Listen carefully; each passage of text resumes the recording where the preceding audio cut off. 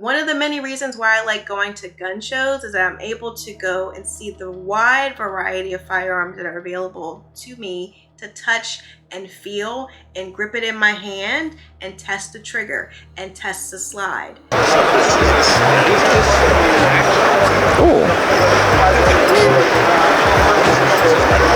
You want to pick one up, stick it out.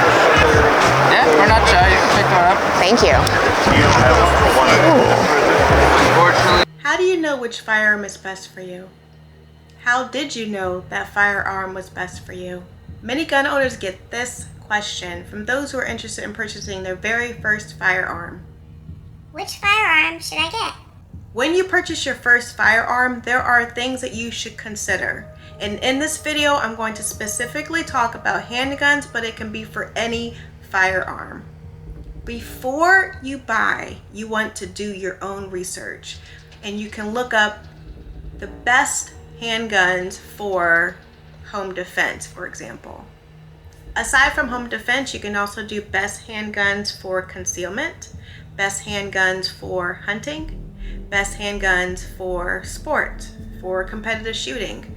For me, my goal is for home defense. I'm also interested potentially in getting into competitive shooting, but my main purpose when I first started on this journey was for home defense. By doing this preliminary research, you're able to narrow down on the variety of options based upon your needs. So after you've done your research and you've narrowed down some options, you can take that information to the gun show.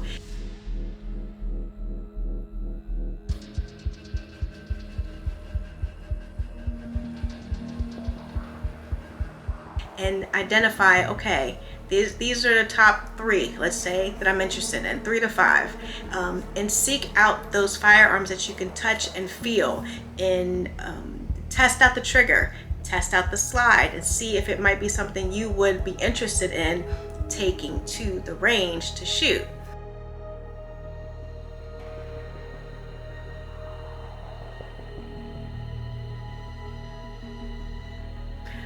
There are many ranges that rent out firearms where you can test it out before you buy. I'm always a proponent of try before you buy.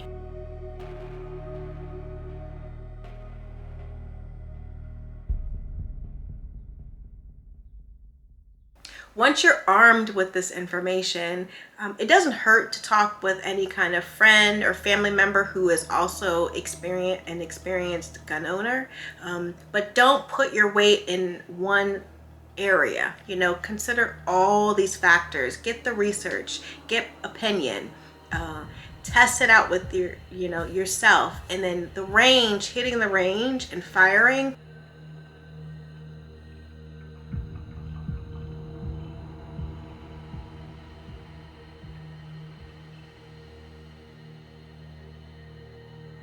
Will give you the conclusion that you need to make the right buying decision. No one should tell you to purchase a firearm just because they said so. I'm sorry. It is a personal decision.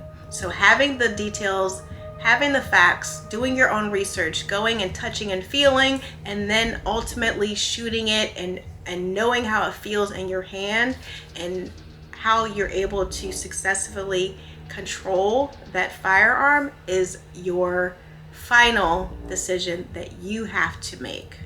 When choosing the right firearm, here are some suggestions to consider. Before I get started, please ensure that you are following your local and state laws in regards to owning and operating a firearm. Will this firearm be used for home defense use only? Or could you use it for everyday carry or concealed carry?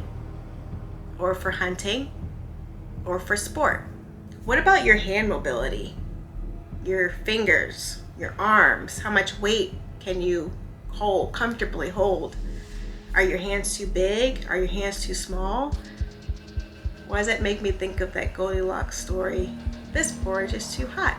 This porridge is too cold. This porridge is just right. One other consideration is, are you left-handed or right-handed?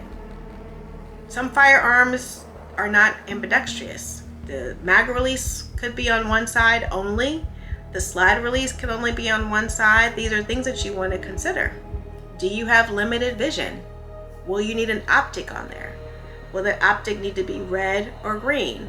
Green is better for someone who might have a visual impairment. One thing that's not talked about when you first purchase your firearm is how to maintain that firearm. The taking it down, taking it apart to clean it.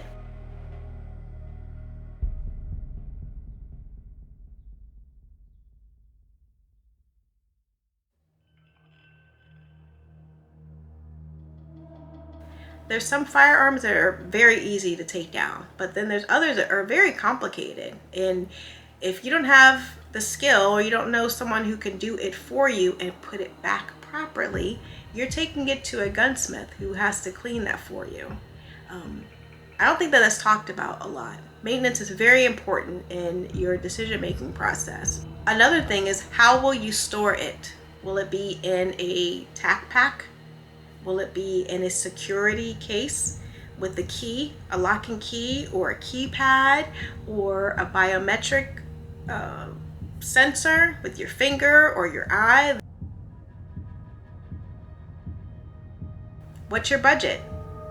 Decent firearms start at a few $100s, but you also have to factor in your holster, your case, your security case, your cleaning kit, ammo, any extra accessories that you want to put onto it, training. Once you purchase your firearm, the next thing to do is to get signed up for training. It's not enough to have your friend or your partner take you to the range and shoot. That's where you can learn very bad habits when you're not getting training from a certified professional. Look out for my video on tips for selecting a qualified instructor. Let's not forget about the value of the gunsmith. The gunsmith can help you with cleaning. If you don't have someone who can help you, or you have not yet developed the skill to clean that firearm yourself, they can help. If you've broken something on your firearm, if you need something installed in your firearm, any general questions that you might have, they can help. Thanks for watching.